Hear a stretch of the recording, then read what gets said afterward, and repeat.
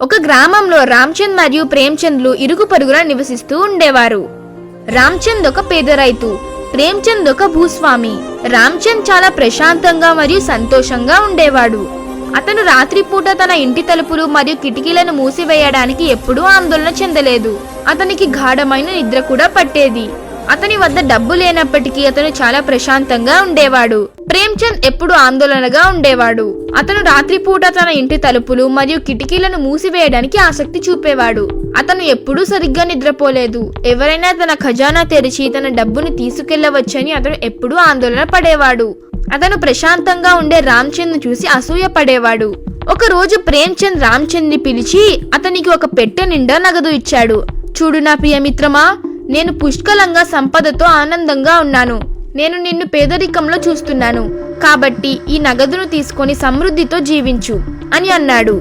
రామ్చంద్ చాలా సంతోషించాడు. అతను రోజంతా ఆనందంగా ఉన్నాడు. రాత్రి వచ్చింది. రామ్చంద్ ఎప్పటిలాగే పడుకున్నాడు. కానీ ఈ రోజు అతనికి నిద్ర పట్టలేదు.